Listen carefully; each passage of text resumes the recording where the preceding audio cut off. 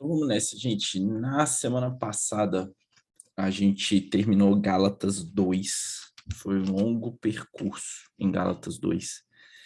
E para a gente não perder a prática de fazer o resumo geral, né? A carta de Paulo aos Gálatas foi escrita com um objetivo muito específico de combater a heresia judaizante que estava pegando lá nas igrejas da Galácia. Paulo tinha fundado as igrejas da Galácia na sua primeira viagem missionária, junto com Barnabé, principalmente passando pelas cidades de Antioquia da Pisídia, Listra, Icônio e Derbe. E assim que Paulo voltou dessa viagem e estava de novo em Antioquia, ele foi informado que alguns hereges judaizantes estavam acrescentando algumas coisas ao evangelho que ele tinha pregado na Galácia. À medida que o capítulo 1 foi desenrolando, Paulo faz uma autobiografia afirmando o seu apostolado, contando parte da sua história de como ele recebeu esse apostolado diretamente da parte de Deus, e ao mesmo tempo em que a sua autoridade apostólica não estava vinculada aos apóstolos em Jerusalém, ao mesmo tempo também ela não era diferente da autoridade dos apóstolos em Jerusalém, no sentido de que Paulo e os apóstolos em Jerusalém, eles pregavam a mesma mensagem, o mesmo evangelho. Ele conta a história de como, então, ele foi até Jerusalém, os apóstolos da igreja em Jerusalém estenderam a mão da comunhão para ele, e como tudo isso aconteceu, e ele vai ainda no capítulo 2, demonstrando como teve uma treta com Pedro, quando Pedro foi a Antioquia, em que ele teve que repreender Pedro por ele ter agido de forma hipócrita, dissimulando a partir da visita de alguns irmãos da igreja de Jerusalém, que vieram da parte de Tiago. E Paulo usa esse encontro com Pedro e o que aconteceu, a dissimulação de Pedro e de Barnabé, para introduzir o tema da justificação pela fé. E ele afirma categoricamente, então, que a justificação, ou seja, ser considerado justo diante de Deus, ocorre somente pela fé e jamais por mérito a partir da obediência da lei.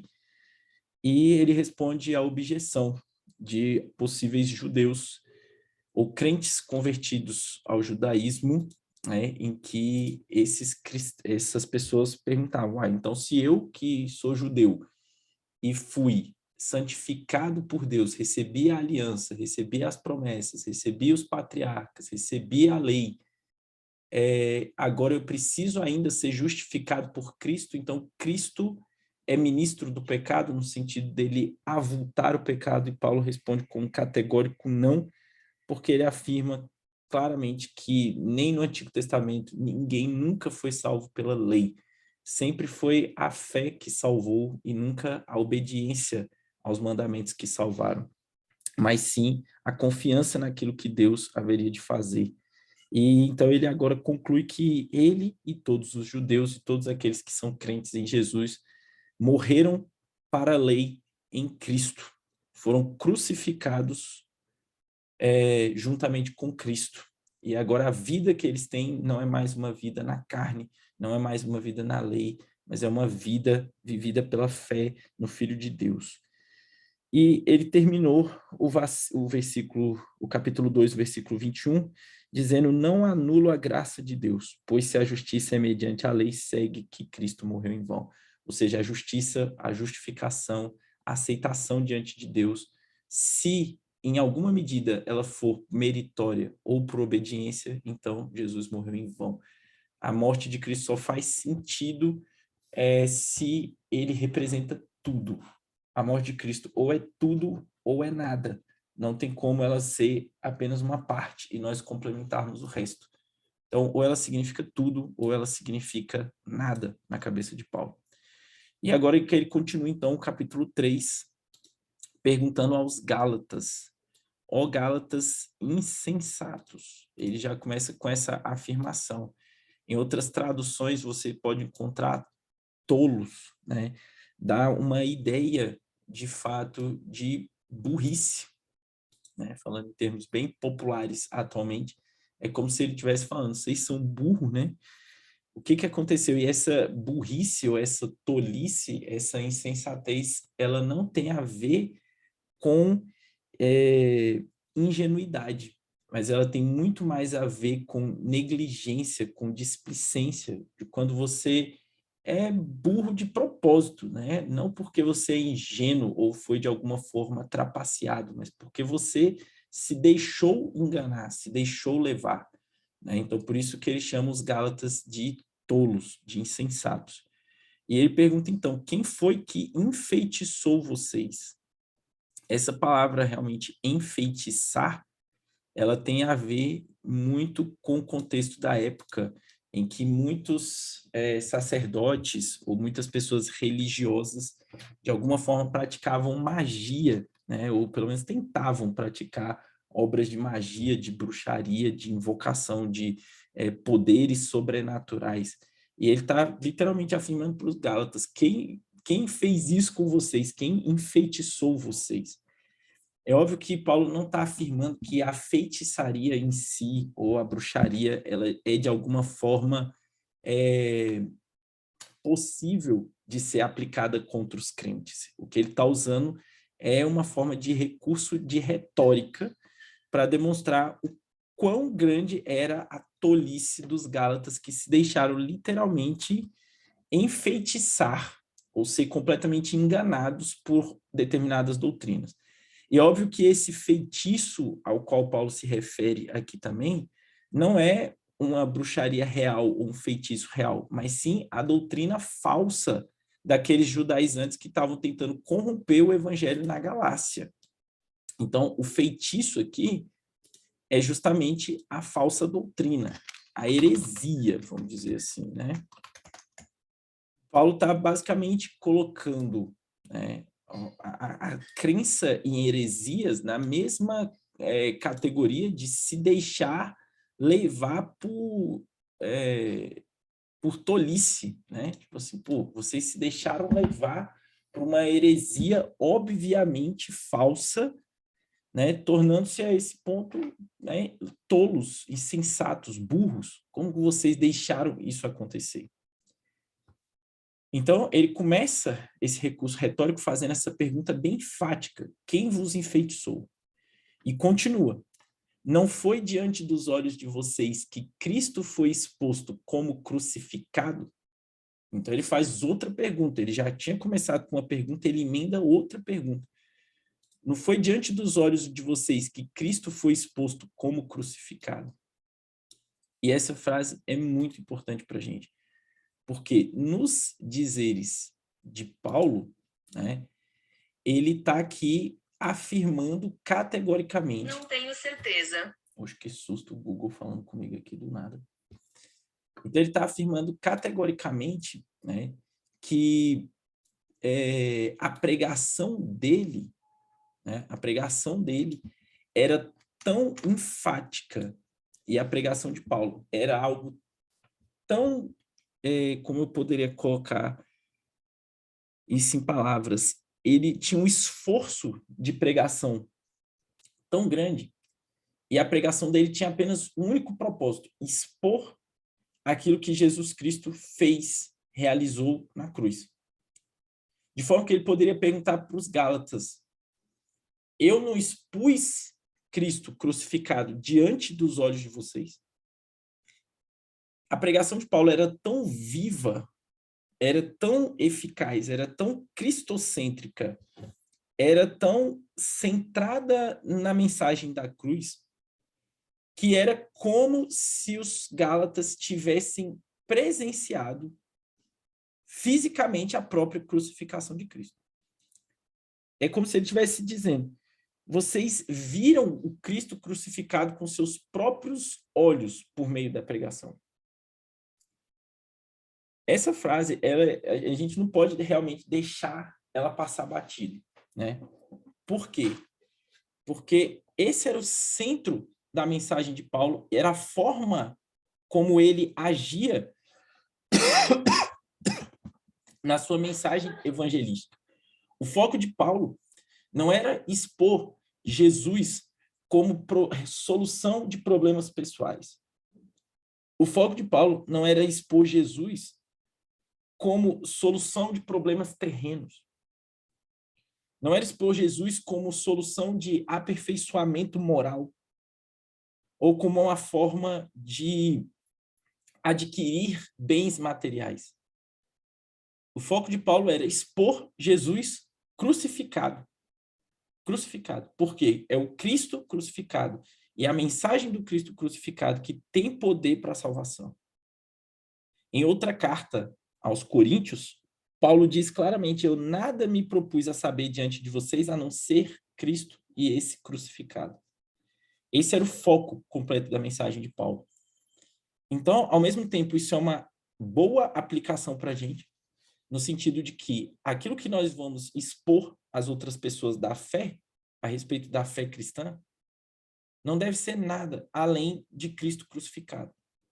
Muitas vezes a gente tem muita empolgação para mostrar como a fé em Jesus gera aperfeiçoamento moral, como a fé em Jesus, de alguma forma, nos melhorou ou nos transformou a própria vida. Mas o nosso testemunho não converte. E os benefícios secundários que a gente ganha a partir da salvação não são o foco da mensagem cristã. O que nós temos que pregar para as pessoas é a salvação por meio de Cristo crucificado. E da mesma forma, esse deve ser o critério para que nós avaliemos aquilo que é pregado a nós nas igrejas. Né? As mensagens que nós estamos ouvindo de pastores e pregadores é o Cristo crucificado? Se não é o Cristo crucificado, ele está pregando em temas secundários da religião cristã, ou ele está pregando outra mensagem. Não existe nada mais importante do que expor a Cristo crucificado. E essa pregação ela tem que ser tão viva, ela tem que ser tão eficaz, ela tem que ser tão entusiasmada, e ela tem que ser tão bem explicada, que é como se as pessoas que estivessem ouvindo estivessem vendo o próprio Cristo crucificado com seus próprios olhos presencialmente. Então Paulo fala, vocês não viram então Jesus crucificado? Jesus não foi crucificado diante dos olhos de vocês? Eu não demonstrei isso por meio da minha pregação. É óbvio que a resposta é retórica, né? Paulo está usando essa série de perguntas como um recurso de retórica para enfatizar o ponto que ele vai trazer daqui a pouco. E ele emenda uma outra pergunta ainda em cima dessa que a gente acabou de ver. E ele diz, eu quero saber isso. Vocês receberam o Espírito pelas obras da lei ou pela pregação da fé? Então agora Paulo faz um apelo à experiência dos Gálatas.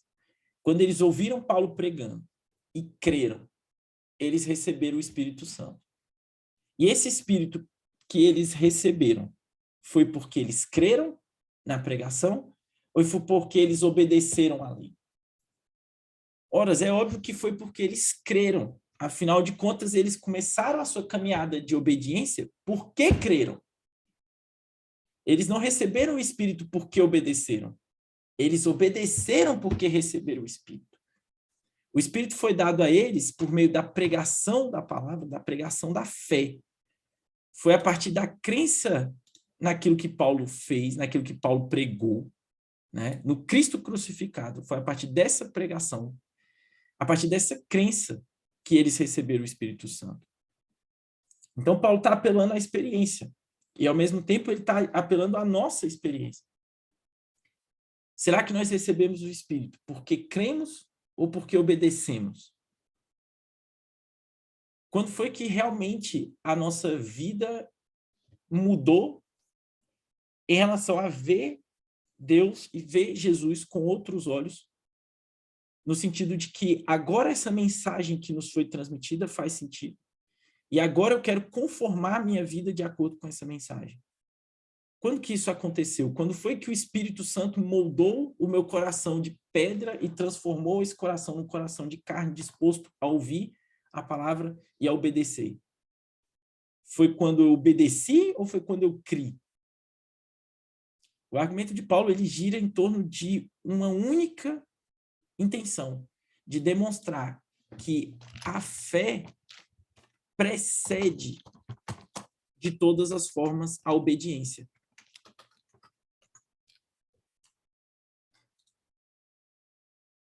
a fé, ela vem antes da obediência.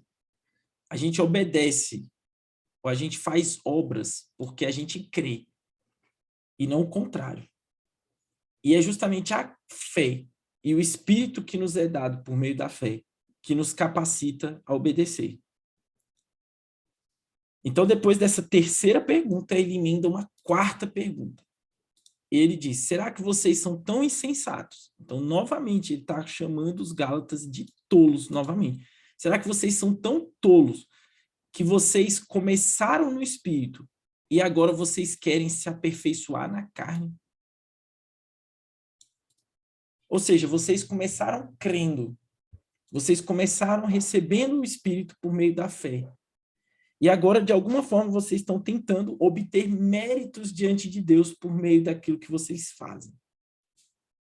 Vocês começaram na graça e agora vocês estão querendo se aperfeiçoar ou se tornar perfeitos por meio das obras.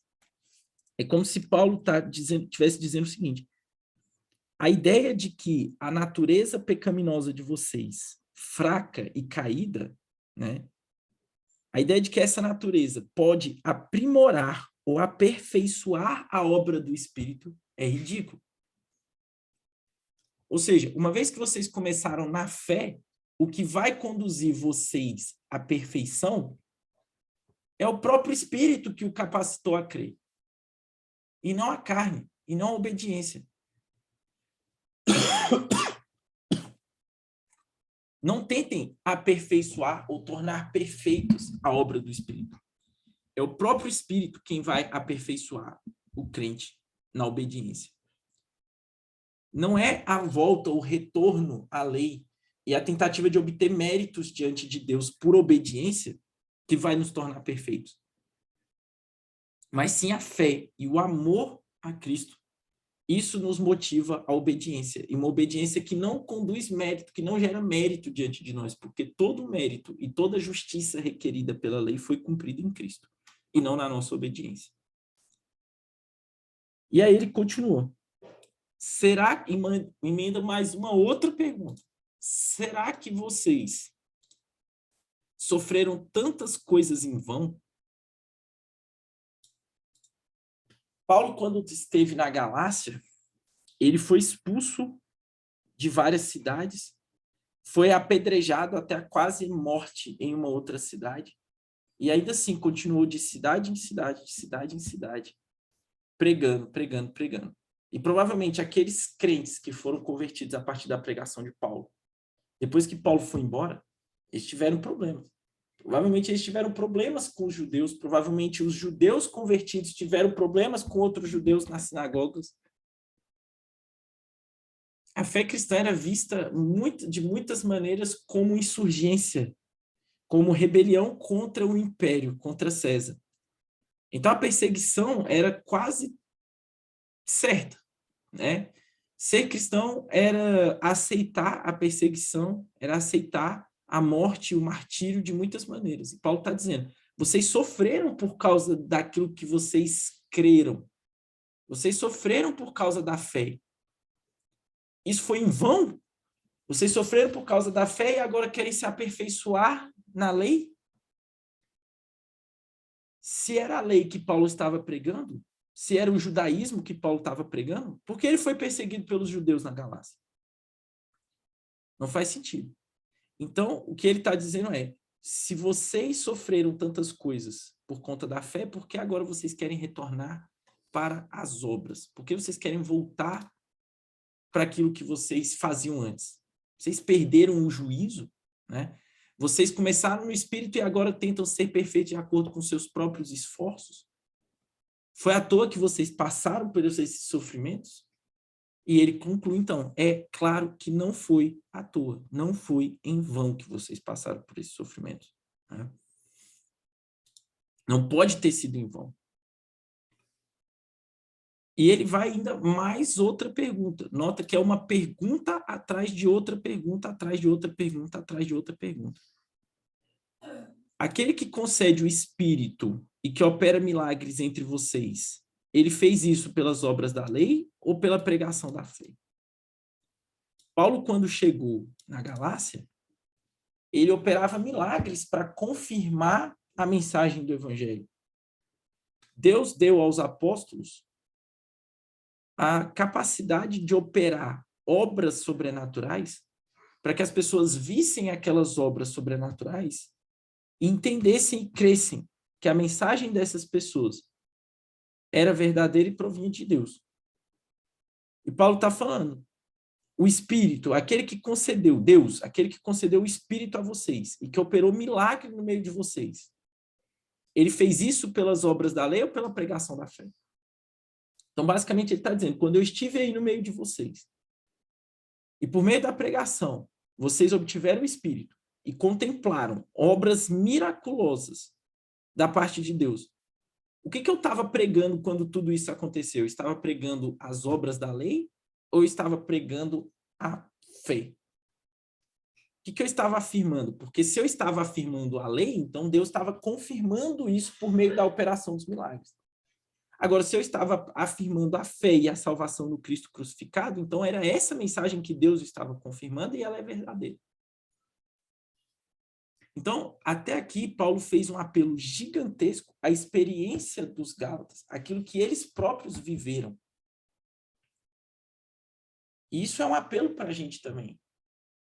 Né? Aquilo que nós vivemos até agora diante de Deus. As bênçãos que Deus nos concedeu a despeito dos nossos pecados, das nossas falhas e de toda a rebeldia que a gente comete contra Deus. O Espírito que ele nos concedeu graciosamente. A fé que foi outorgada, ainda que nós estivéssemos numa carreira descontrolada na direção do inferno. Tudo isso aconteceu em nosso benefício.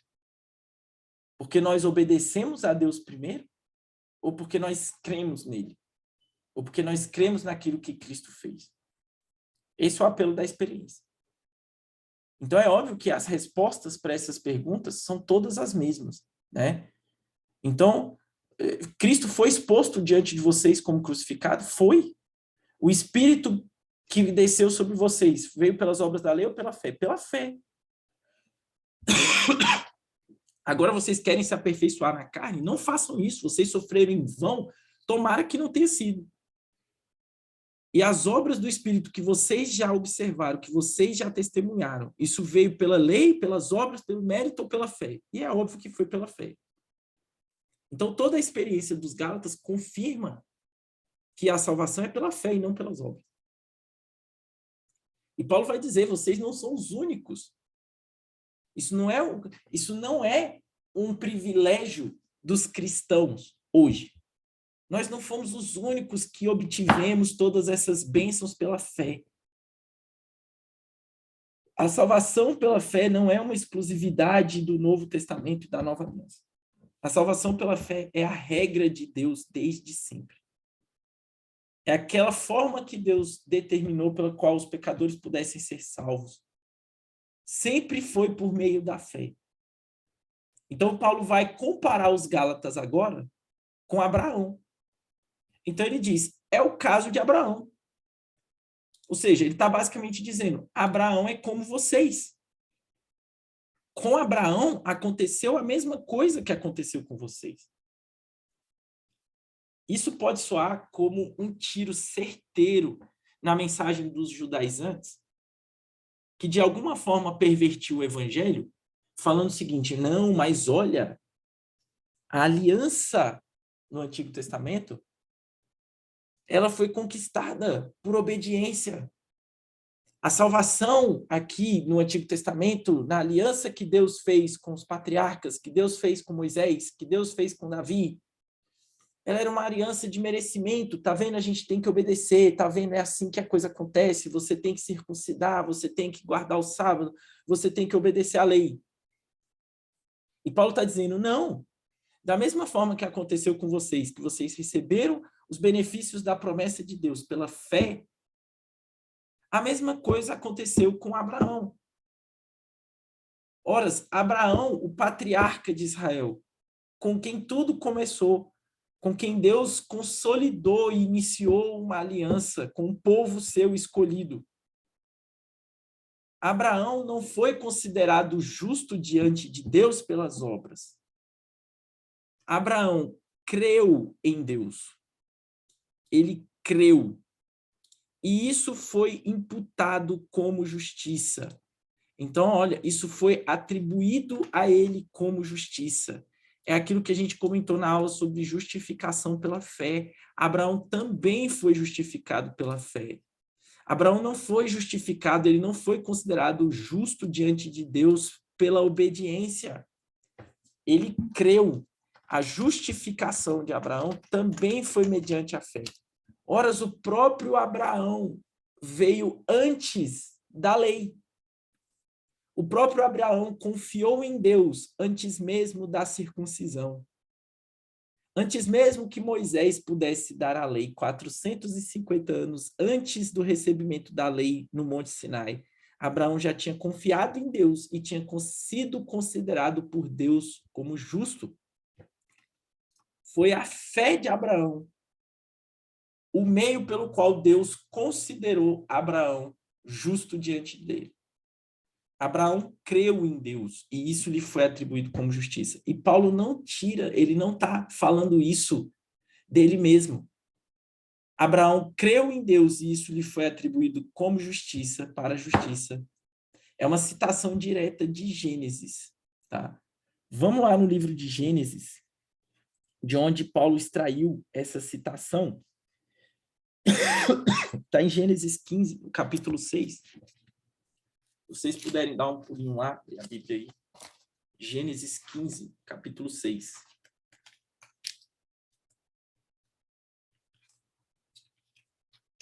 Logo depois de Deus estabelecer uma aliança com Abraão, né? Ele começa lá no versículo 15. No capítulo 15, versículo 1, aliás.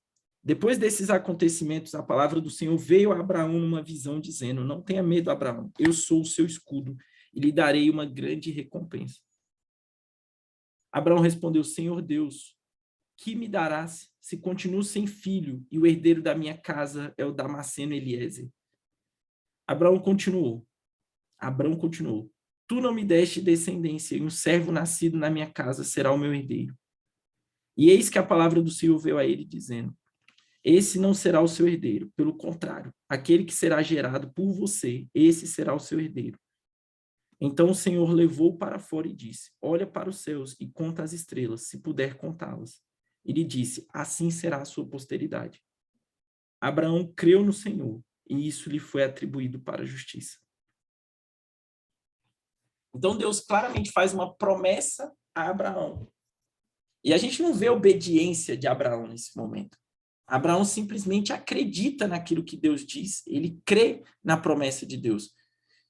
E o autor bíblico deixa claro, isso foi contado na conta de Abraão, isso foi computado na conta dele. E ele foi considerado justo diante de Deus. Sem ter feito nada. Ele não obedeceu, não tinha lei. Ele creu em Deus e ele foi justificado. Ele creu em Deus e ele foi justificado. E Paulo completa: saibam então que aqueles que têm fé é que são filhos de Abraão. Eu acho que essa é talvez a frase mais marcante do livro de Gálatas. Essa é uma conclusão poderosíssima para o argumento de Paulo em relação à heresia que estava circundando os Gálatas. Ora, os hereges judaizantes que estavam pervertendo o evangelho estavam, de alguma forma, ensinando que os cristãos precisavam ser judeus também para que fossem salvos. Que eles precisavam, de alguma forma, se submeter à aliança antiga por meio de obras, de circuncisão, de dieta, de guardar o sábado. E Paulo está dizendo: vocês que têm fé, vocês são os verdadeiros filhos de Abraão.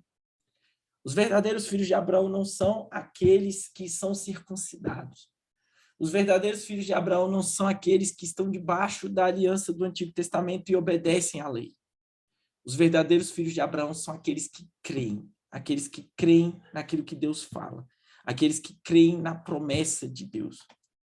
E Abraão creu que ele teria um descendente.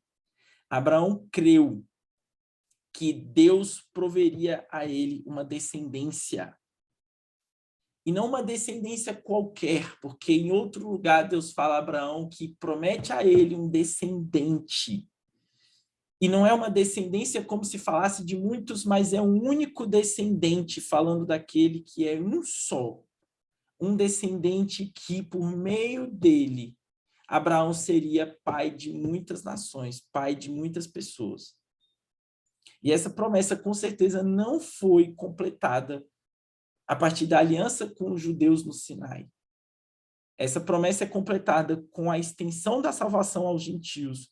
E Abraão é o pai daqueles que creem, porque ele foi aquele primeiro que creu em Deus e isso foi imputado a ele como justiça. Então, os que têm fé são os verdadeiros filhos de Abraão. E a gente pode explorar, de alguma forma, essa fé de Abraão, porque o livro de Gênesis não é o livro da obediência de Abraão. O livro de Gênesis não conta como Abraão foi fiel a Deus, mas sim como Deus foi fiel a Abraão. Como Deus foi fiel à sua promessa, como Deus foi fiel à sua aliança com Abraão. E concedeu a Abraão a fé necessária para que ele cresça em tudo aquilo que Deus havia dito. E Abraão, no livro de Gênesis, é constantemente posto à prova. Não a sua obediência, mas a sua fé é colocada à prova. Será que Abraão creu em Deus?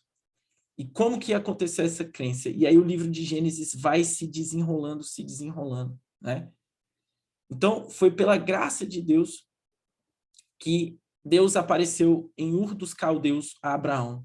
A gente tem isso em Gênesis 11, 28 ao 32. E é ordenado a ele que deixasse a sua casa, que deixasse a sua família, que deixasse a sua parentela. E Abraão, confiante que Deus cuidaria para que tudo corresse bem, foi. Ele creu e por isso ele obedeceu. Novamente, Deus aparece a Abraão em Harã, na Mesopotâmia, põe à prova Abraão mais uma vez e fala que ele tem que deixar a casa do seu pai. E Abraão creu em Deus e depois obedeceu. Nessa ocasião, ele recebe uma promessa em que Deus fala para ele: em ti serão abençoadas todas as famílias da terra. Em ti serão abençoadas todas as famílias da terra. Então Deus já revela que ele tinha um propósito para toda a humanidade por meio de Abraão, e não só para os judeus. Novamente depois, Deus aparece para Abraão em Siquém, em Canaã, e dessa vez ele dá uma outra promessa, e ele fala: darei à tua descendência esta terra. E depois ele continua, ele testa Abraão porque Sara é estéril, e ele fala: a tua descendência eu darei esta terra. Que descendência se a esposa de Abraão é estéril? Né? Mas Abraão crê na promessa e segue. Tá? Depois Deus aparece a Abraão de novo em Betel. E Abraão é considerado nesse ponto da história como amigo de Deus, porque ele vivia pela fé, de acordo com Hebreus 11, 8 a 12. E depois Deus, no texto que a gente leu, fala: não temas, o teu galardão é sobremodo grande, a tua descendência será como a multidão das estrelas do céu. E Abraão creu em Deus e isso lhe foi imputado como justiça. E com a idade de 99 anos, né, a promessa é feita novamente a Abraão em Gênesis 17, onde Deus faz um pacto com Abraão e muda o nome dele para Abraão de fato e considera ele como pai de muitas nações, sendo que ele nem tinha filho e já estava em idade avançada. Abraão, já passando dos 6 anos, duvidou da promessa de Deus. Em certo ponto, até isso demonstra que a fé de Abraão não era perfeita em todos os casos. A fé de Abraão não era perfeita e ele tenta, de alguma maneira, apressar a promessa de Deus, tendo um filho com uma concubina. Mas é finalmente em Gênesis 22 que a fé de Abraão é testada em definitivo. Então vamos lá em Gênesis 22. O último teste da fé de Abraão no livro de Gênesis. Em Gênesis 22, no capítulo 1, ele fala: depois dessas coisas, Deus pôs Abraão à prova e lhe disse: Abraão. Este respondeu: eis-me aqui. Deus continuou: pegue o seu filho, seu único filho, Isaque, a quem você ama, e vá à terra de Moriá. Ali, ofereça-o em holocausto, sobre um dos montes que eu lhe mostrar. Na manhã seguinte, Abraão levantou-se de madrugada, e tendo preparado o seu jumento, levou consigo 2 dos seus servos e Isaque, seu filho. Rachou lenha para o holocausto, e foi para o lugar que Deus lhe havia indicado. No terceiro dia, Abraão ergueu os olhos e viu o lugar de longe. Então disse aos servos: esperem aqui com o jumento, eu e o rapaz iremos até lá, e depois de termos adorado, voltaremos para junto de vocês. Abraão pegou a lenha do holocausto e a colocou sobre Isaque, seu filho. Ele, por sua vez, levava nas mãos o fogo e a faca. Assim os dois caminhavam juntos. Isaque rompeu o silêncio e disse a Abraão, seu pai: meu pai. Abraão respondeu: eis-me aqui, meu filho. Isaque perguntou: eis aqui o fogo e a lenha, mas onde está o cordeiro para o holocausto? Abraão respondeu: Deus proverá para si o cordeiro para o holocausto, meu filho. E os dois seguiam juntos. Chegaram ao lugar que Deus lhe havia indicado. Ali Abraão edificou um altar, arrumou a lenha sobre ele, amarrou Isaque, seu filho, e o deitou no altar em cima da lenha. E estendendo a mão, pegou a faca para sacrificar o seu filho. Mas do céu o anjo do Senhor o chamou: Abraão, Abraão. Ele respondeu: eis-me aqui. Então lhe disse: não estenda a mão sobre o menino e não faça nada a ele, pois agora eu sei que você teme a Deus, porque não me negou o seu filho, o seu único filho. Então, o que está dizendo? Esse texto é o ápice daquilo que Abraão executou, daquilo que Deus executou por meio de Abraão. Em João, capítulo 8, versículo 56, Jesus diz claramente aos fariseus: Abraão, o pai de vocês, alegrou-se por ver o meu dia, ele viu esse dia e ficou alegre. Calma aí, Senilda está perguntando aqui no chat. Eu disse que todos serão salvos? Eu disse isso?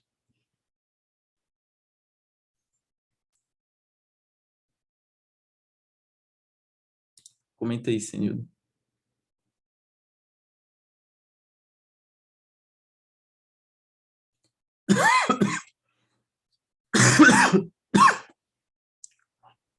Você colocou assim: todos serão salvos, não é? Então, se todos serão salvos, por que essa busca? Não, que horas que eu falei isso? Agora há pouco.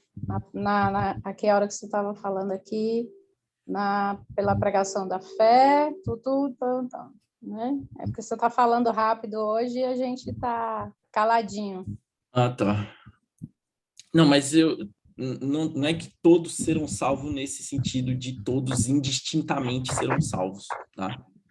Se eu falei todos serão salvos, não quer dizer todos sem distinção, mas aqueles que creem na pregação da palavra, né? A gente não pode, eu não defendo de forma nenhuma nenhum tipo de universalismo a despeito da fé, tá?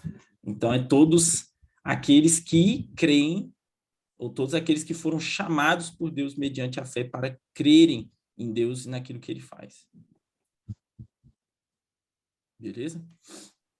Beleza. Entra a pergunta do milhão, Vaso. Quem é que vai crer? Não, calma, essa pergunta é para depois, Vaso. Vamos continuar com a história de Abraão para terminar isso aqui.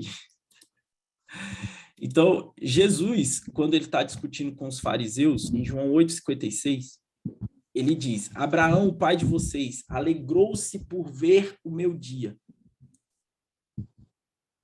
Como isso? Jesus veio depois de Abraão. Isso intriga os fariseus e eles perguntam para Jesus: como pode Abraão, ter alegrado-se com o seu dia se você nasceu recentemente e Abraão morreu tem muito tempo? E Jesus fala que aqueles também que são filhos de Abraão são aqueles que creem. E ele diz claramente que Abraão alegrou-se por ver o dia de Jesus. em que situação Abraão se alegrou em ver o dia de Jesus? Em Gênesis 22, que nós acabamos de ler, e Abraão responde a Isaac, quando Isaac pergunta: o fogo está aqui, a lenha está aqui, mas onde está o cordeiro para o holocausto? E Abraão responde a Isaac: Deus proverá para si o cordeiro para o holocausto. Abraão aqui, ele está reconhecendo pela fé o dia de Cristo. Abraão, em obediência àquilo que Deus tinha falado, vai lá e sacrifica o seu filho. Ele vai pela fé naquilo que Deus prometeu para ele, que ele herdaria uma terra e que a herança dele, os filhos dele, seriam como uma grande nação, como as estrelas do céu. E Abraão creu nisso. E ele vislumbrou que o Cordeiro de Deus, de fato, não era Isaac, mas Deus proveria para si próprio um cordeiro, por meio do qual a promessa a Abraão seria mantida.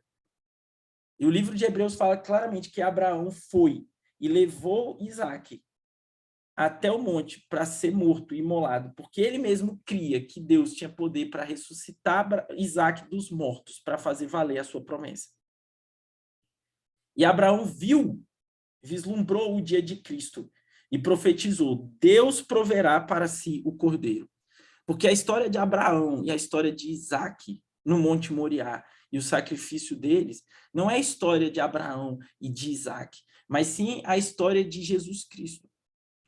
O sacrifício que Abraão ia fazer aponta para um sacrifício muito mais perfeito, um sacrifício muito superior, um sacrifício definitivo, com um cordeiro definitivo, que não liberta o homem apenas da morte, mas liberta o homem da morte eterna, que liberta o homem da escravidão e da miséria do pecado.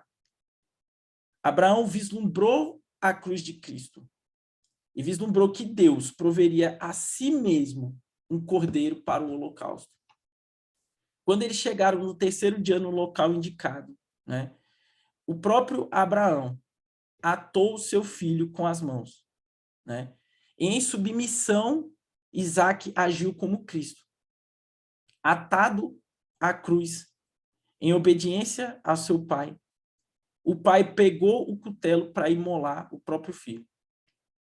Mas enquanto Abraão foi surpreendido por um anjo e interrompido no seu ato de sacrifício, Deus não foi surpreendido por ninguém e executou o ato de sacrifício do seu próprio filho.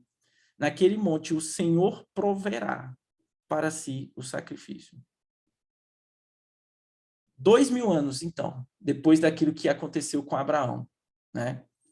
Está lá o Filho de Deus no Monte da Caveira, em obediência à vontade do Pai, sendo levado para morrer em sacrifício, para pagar a punição dos pecados daqueles que creem em Deus.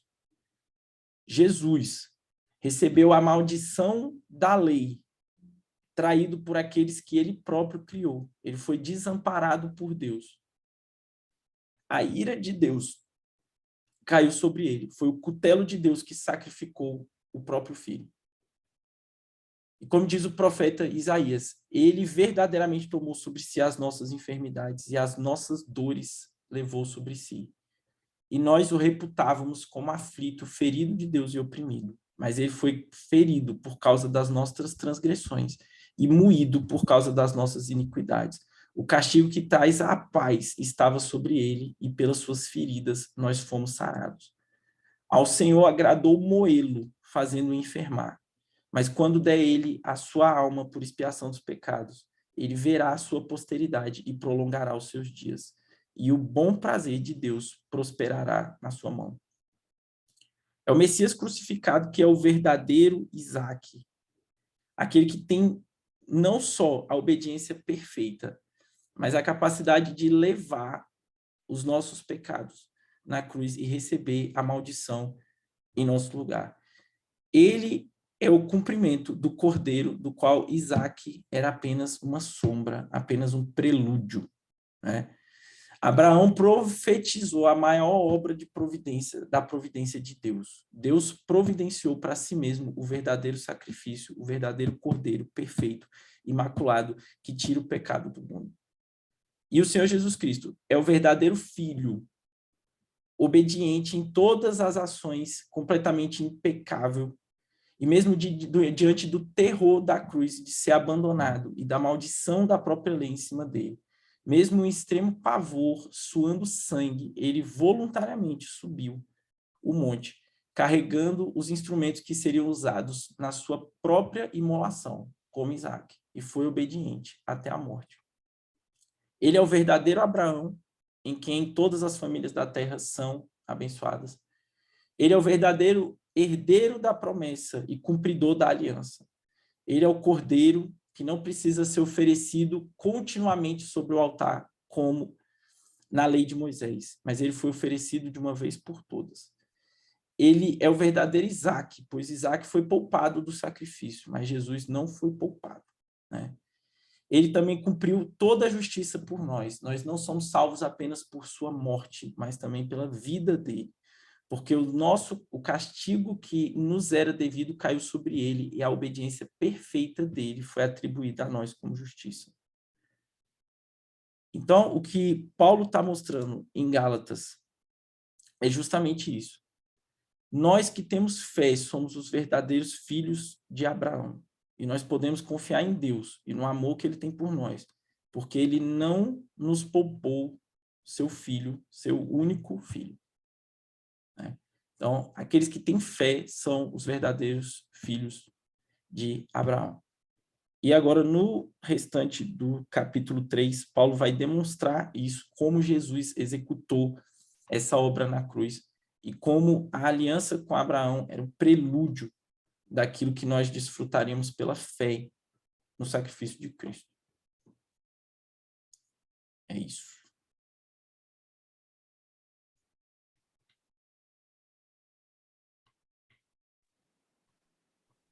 Deu glória a Deus, Érica.